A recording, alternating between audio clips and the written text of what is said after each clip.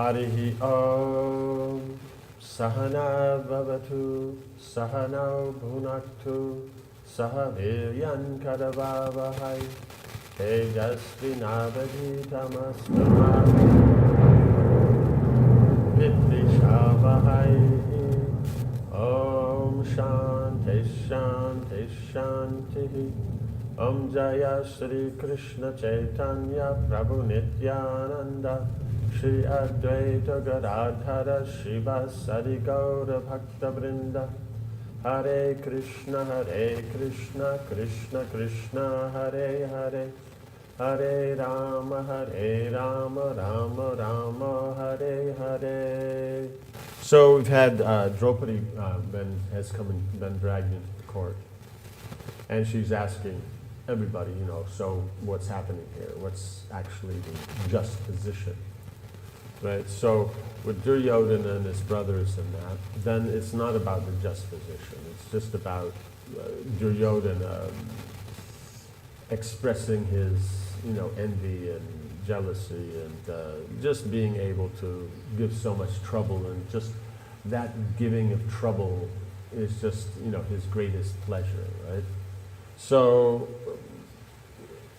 nobody knows what to say because everything is wrong.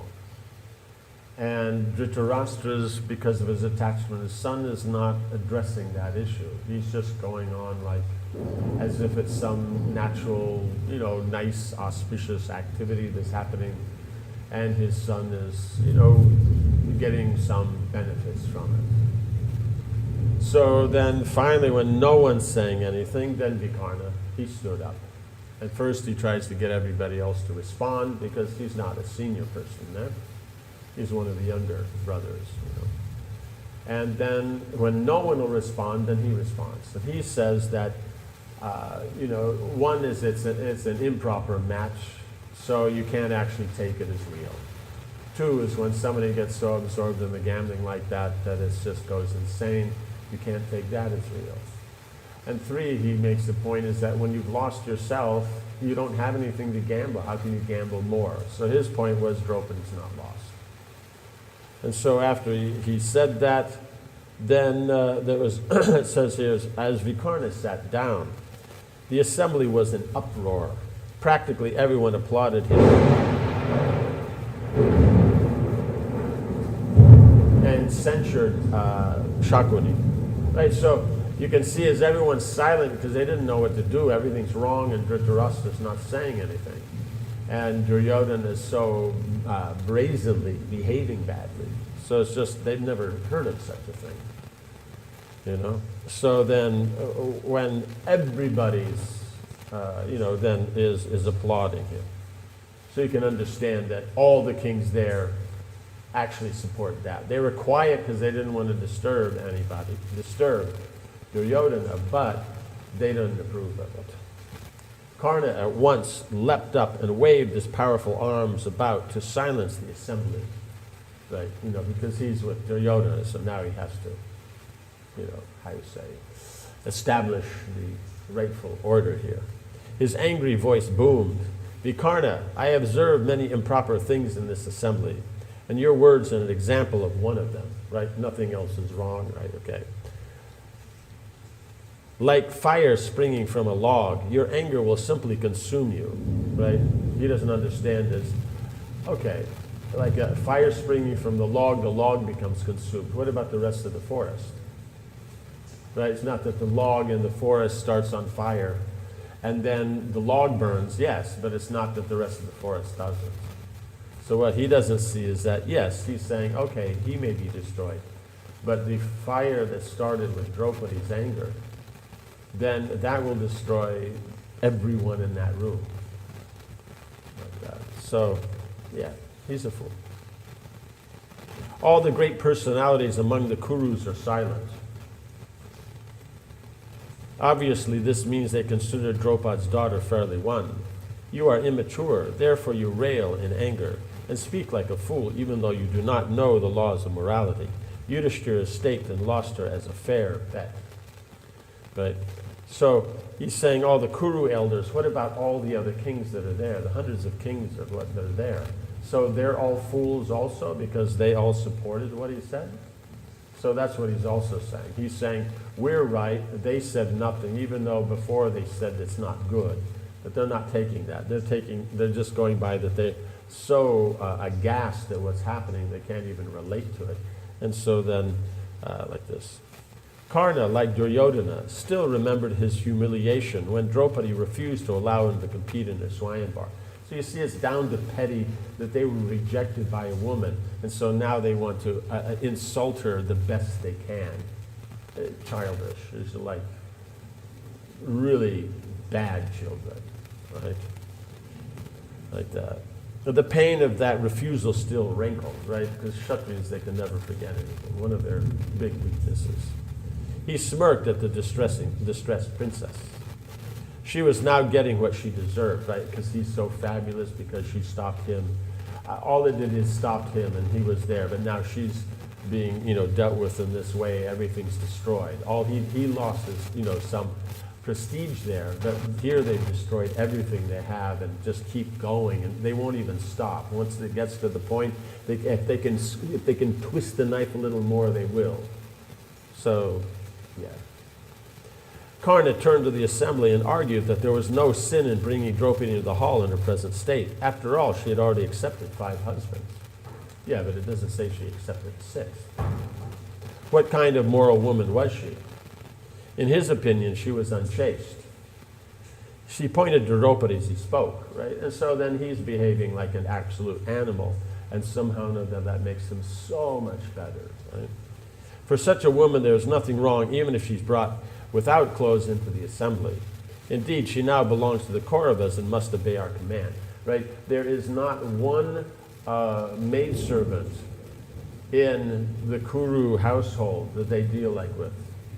Neither was there one in history and past. You go back to Yayati, this one. Now, you go back to the first day, in Brahma's day. This is 151 trillion years after. Never has this happened before. And he's saying, what's wrong with this? She's ours. So we deal, but there's rules. You don't deal with anybody like this. Dushasana, take off her robes and remove also the Pandavas' royal robes dress also. They are no longer kings. So all this is just pure, unalloyed envy like that. There's nothing glorious in anything that either comes out of Karna's, Duryodhana's, and Shakuni just laughs. He's already done his job. Bound by morality, the Pandavas slowly remove their upper garments, right? They're bound by morality. But Duryodhana, Shakuni, and Karna, and Dushasana absolutely are not. And they're so blind they can't see it. They removed their upper garments and threw them down. They sat silently as Dushasana approached the wailing Draupadi. The Kaurava took hold of the end of her cloth and pulled on it forcibly. Draupadi held her sari tightly in an attempt to protect herself, but it was useless. Her strength was nothing compared to Dushasana's. She looked again at her 5 husbands. It was obvious they could not help her. As Dushasana pulled harder, she looked around the hall like a frightened deer assailed by a lion. There was only one person now who could save her, Krishna. The Supreme Personality saw everything and was always her shelter. Draupadi fixed her mind on Krishna, threw up her hands and cried, O Govinda, O Keshava, O beloved of the gopis and Lord of Vrindavan, O Janardana, you destroy all afflictions. I am sinking into the Kuru ocean. O Lord, soul of the universe, creator of this world, save me now. I am distressed and losing my senses in this evil assembly. From where he sat in Dwarka, Krishna heard Draupadi's piteous cries. Those around him were surprised to see him jump up from his seat and run swiftly out of the palace. Because even though Krishna is going to be there in a moment by his yogic powers, but still it's about the taste that's there. It's about that taste of getting up to go help your devotee, like that. And then immediately he'll be there. But there's that getting up and moving. Okay. He immediately expanded himself by his inconceivable power and went at once to Hastinapur. By his By his mystic potency, he entered the assembly hall without being seen by anyone. He provided Draupadi with an unlimited supply of cloth to cover her. Dushasana pulled and pulled at her sari, and as he did so, the princess spun around and around. Right? Because saris you wrap them around, so then as he pulls on the sari, she spins, but Krishna just puts more and more. There seemed to be no end to her sari. The astonished prince pulled with even more strength, but Draupadi remained covered. Soon a large heap of cloth lay piled on the floor, right? And for these kings, a large pile means a really large pile. It doesn't mean like we're going out to buy cloth and we buy a little pile like this. Woo, big pile. What do you mean, big pile? Seeing this wonderful event, all the kings praised Draupadi and censured Dushasana. The prince was exhausted from his futile attempt to undress the Pandava's wife. So if he's exhausted, that means he really worked hard and for some time. So you can imagine how much cloth is there. He sat down, perspiring heavily. Bhima leapt up and raised his arms. Kings of the world, he thundered, listen to my words. I shall now make a vow unlike any that has been made before, nor shall such a vow be made in future. If I do not forcefully tear open the breast of this sinful wretch on the battlefield and drink his blood, then may I not attain the path of my ancestors. Right? So he could you could say confidently said, no one's made this or nobody will make this vow. He didn't say, I will kill this man on the battlefield. No, I'll rip open his chest, pull out his heart, and drink the blood, right?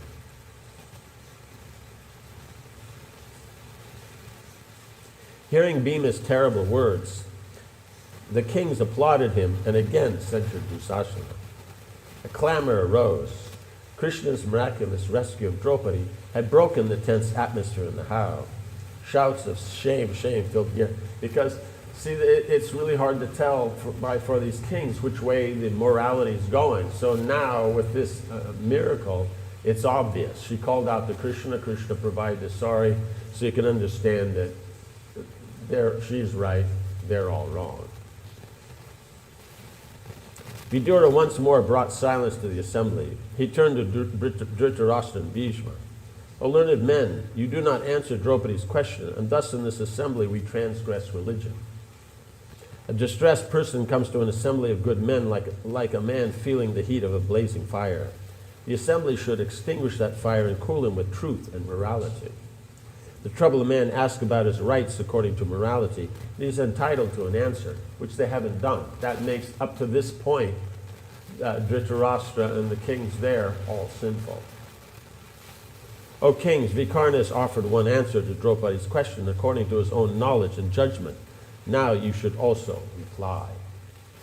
Because if they don't reply, then whatever is wrong in that, in other words, anything that's wrong in what's going on there, Draupadi's, feeling distress, the Pandavas, all that it's not answered. All that's sinned for that all falls on Dhritarashtra, 100%. And anybody else there who's supposed to give an answer, like that. So that's the whole point. If they don't take it, if they do deal with it and correct it and everything like that, then they become more glorious. The person who's come for with the disturbance, they're satisfied. Everything becomes satisfied. Bhishma, Drona, and Kripa looked expectantly at Dhritarashtra. They were unable to tolerate any more from Duryodhana. Still, the blind king maintained his silence. Vidura continued. One who knows the rules of morality yet sits in an assembly without properly answering a question receives a sinful reaction. Right? And it'll be according to the degree of the activity that is being questioned. Listen as I recount the ancient history of Prahlad and the son of a rishi named Angirasha. Vidura now described Prahlad's son, Virochana, had once quarreled with a rishi named Sudandva for the sake of a bride. Right? So you can see here is that, that there's a Kshatriya. It means it's there. The Kshatriya, Prahlad Maharaj's son, and Rishi's son, then they're quarreling over a girl. So at the same time, in this scene, they're quarreling over a girl. And so then, in this, then a question is asked, and the question has to be answered. They had both gone to Prahlad and asked, "Which of us is superior? Answer us truthfully." Prahlad looked at both of them and said nothing. So it's exactly the same kind of situation. Means it's not exactly the same, case. But the point is the position that they're being asked and not giving an answer. Then that is the same. Sudandva became angry and said, "If you do not answer, or if you answer falsely, then your head will break into 100 pieces." Right? And being the son of a rishi, he could curse him, and that would happen. Right? He approached Kasyapa, right, Prahlad Maharaj. "O exalted one, tell me what regions are obtained by one who, being asked a question, does not reply or falsely answers." Kasyapa said, "He who knows but does not answer out of lust, anger, or fear is bound by Varuna's 1,000 nooses. He who is called as witness, but who speaks falsely, is similarly punished." Right? So if someone's called as a witness to a case and they speak wrong, it'll be the same. Or someone who knows, but out of lust or other anger, or fear, some other aspect, doesn't answer, then it's also the same. After 1 full year, 1 noose is loosened. And this continues for 1,000 years. Therefore, one should speak the truth, as he knows it, right? But that's what will happen means just by the laws of nature. And in this case, he'll get his head exploding first. If virtue, pierced by sin, goes to an assembly, it is the duty of every man there to remove the dart. If they fail to do so, then that same dart will pierce them. So whatever's the injustice, it'll pierce everyone there. So Dhritarashtra, he can't fight and all that, so he's left alive, but all of his sons, everything he knows is gone. So there's him, his wife, and that's it. Like that. In an assembly where a censurable act is not rebuked, every member of that assembly is afflicted by sin. That means everybody there. So the Pandavas, they're fine, their wife, but everybody else there. Even the other kings who've just come there, they've just been invited as guests, but they're not speaking. Vikarna is the only one that wouldn't be afflicted by sin. He's the only one that stood up and said what he thinks. It means in the very beginning, Vidura spoke, but Vidura is a junior there, even though he's the most wise. Like that. Grief will overcome them all in due course. It may take some time, like you see Duryodhana enjoyed himself for 12 years or 13 years, and then after that he was dead. Right? After hearing Kasyapa's words, Prahlad said to his son, "Sudandva is undoubtedly your superior, as much as his father Angirasha is mine." Just like he's a Kshatriya, and on the same age group, then his father, Angirasha, is his superior. Then at the same time as his son and the son of that Rishi, then the Rishi's son is superior to the Kshatriya's son. Sudandva immediately blessed Prahlad. "As you have spoken the truth without being moved by affection for your son, may he live for 100 years." Right? To bless the father, because for the fathers, when they're always wanting the goodwill of their son, he said, "May your son live 100 years." Right? Vidura concluded, "Hearing this great instruction about religion, let all those present deliberate on what should be done. Draupadi should be given an answer." Right? The other thing is just, it should have been Bhishma, Drona, or Kripa just stepped forward, pulled their sword, and lopped off Duryodhana's head, just in one, in drawing it, lop off their head, that's all. And then if Karna and Shakyamuni wants them also, they're invited. But Krishna has a plan. You just kill him there, okay, it satisfies the thing, but you have the battle of Kurukshetra, then Krishna's work gets done. Still there was silence in the hall. Seeing the Kuru elders saying nothing and considering this tactic approval of their condition, her condition. Karna spoke to Dushasana, right? So because they're saying nothing, because they're waiting for the elders. He's saying, the elders have said nothing, so he's just chastised someone from the assembly saying something. Then they're quiet, waiting for, somebody senior to say something. And then Karna, how you say, who is not one of the senior persons, then they're taking control of it. They're taking full advantage. Karna spoke to Dushasana, take the servant woman to the inner apartments.